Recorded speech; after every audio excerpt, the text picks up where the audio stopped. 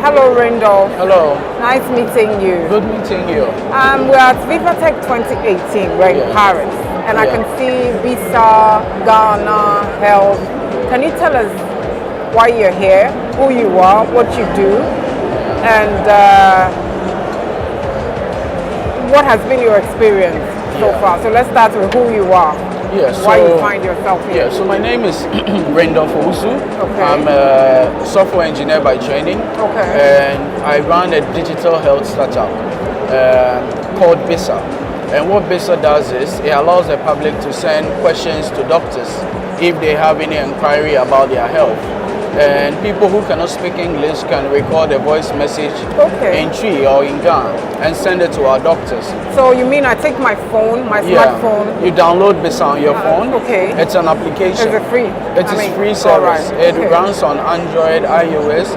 Even people with YAM can have access to Bisa by a short code.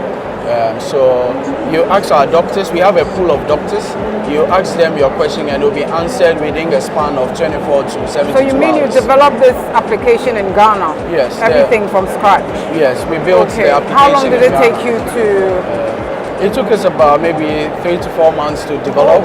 We did a bit of research before we developed the application because we realized there were a lot of problems with the healthcare system and we wanted to see how technology can enhance the healthcare system. So we realized there was a need for an application like this to allow the public to speak directly to doctors.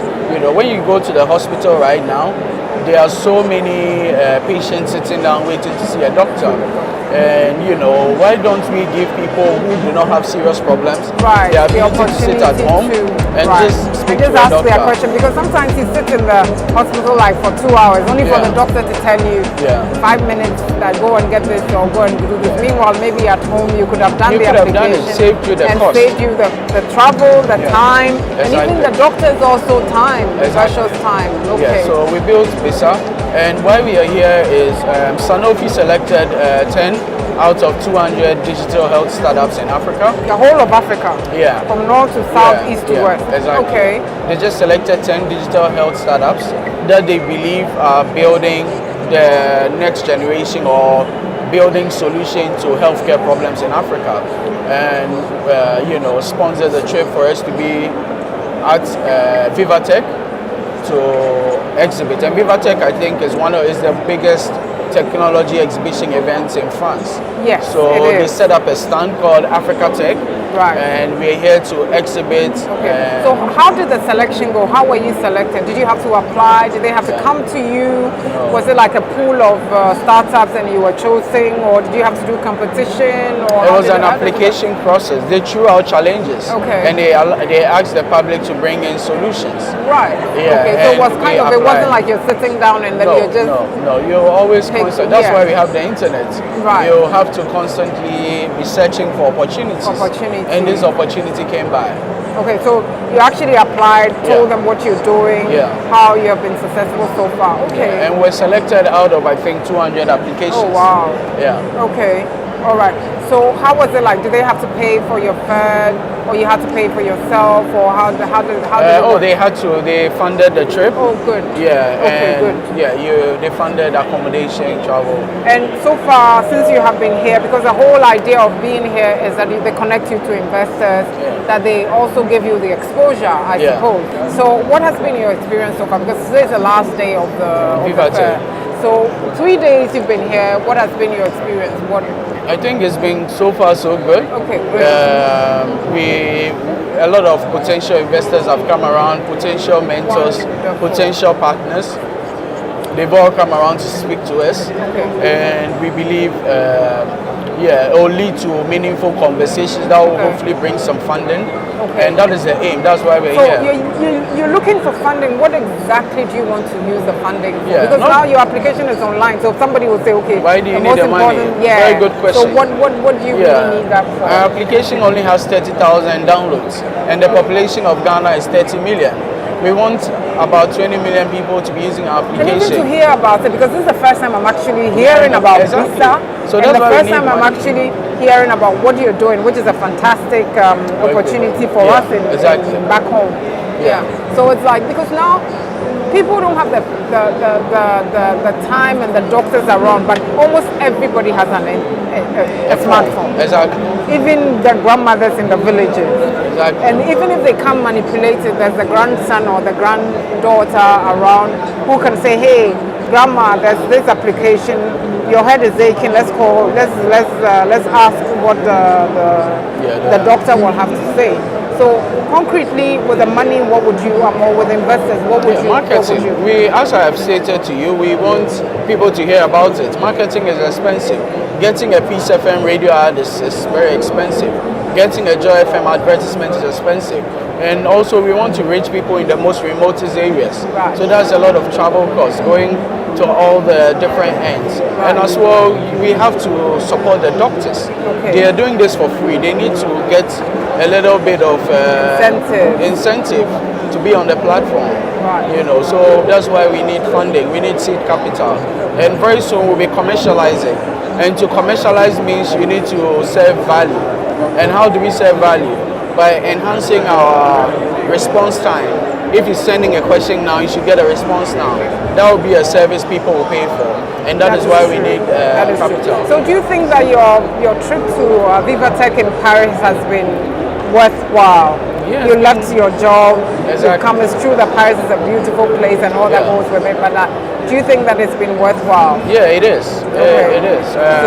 I think it's a good trip. Thankfully to all the different people I've met and the exposure, I think it's been a very good trip. And concretely, would you say that you're going with some investors in mind who eventually can collaborate with you? For me, I think going home, of course, investors are number one, but also looking at what other people are doing. You know, when you're sitting, you're locked in Africa, you're just, pardon me, we see a lot of mediocrity, right? But when you come abroad, you see people actually thinking and building solutions. Right. So it enhances your worldview of how to solve certain problems. And I think that is one of my key learnings, looking at all the robots and looking at all the very different solutions people are churning out. So I think that is number one, and I'd wish more startups from Ghana. And this was my next question. That imagine that you are the president of Ghana, or let's say a minister who is responsible for technology and all that. What would you have done to make sure that Ghana is visible here? Because now you're telling me about how wonderful you've seen others. It's not just about the investors, it's not about the visibility, but it's also about having the exposure to see what other people are doing. So imagine that 24 hours you're giving the presidency to just to work on this. What would you do concretely? Yeah, so I'm going to bring, you know, as you can see, there are other booths sponsored by Rwanda, sponsored by Nigeria, sponsored by Egypt. You know, we need a book for Ghana. There are so many people who are even doing better than myself in Ghana, but they are sitting in their rooms, they are sitting in hubs. They need to come out here. So I believe there should be, we should look at critically technology and innovation, because, so I think if I'm the president of Ghana, you know, I'll let them. Because I understand the president of Rwanda was here. Yeah, he was here. Did you get to meet him? What did he do exactly? What did he do what he did was remarkable. He invited Macron to his stand for him to listen to what the startups from Rwanda are doing. Yeah, so that's about it. Okay. And I think it will be interesting next year for His Excellency Nana Akufo-Addo to come here and introduce President Macron to the Ghanaian startup. You know, because Macron was in Ghana, he visited some hubs. Impact and he met hubs and whatever. That is all the fancy stuff, right? The real stuff is actually bringing the startups here to meet investors. That will turn into a measurable impact, a measurable seed capital or something, right? And then we have so much going for us in Ghana that we think the world will have to also get to know. Like Bisa, and you're talking to me about Walla. There are all kinds of different hubs. There's iSpace. there is Kantanka, there is all these, and I think we have a lot to do. So my last question. Yeah. Apart from Viva Tech, do you have the opportunity to see Paris a bit? What is your main opinion about France and Paris and all that? Oh, I think if you want my honest opinion, I think France is a very nice city. Okay. I like the architecture. I like the history behind France. Right.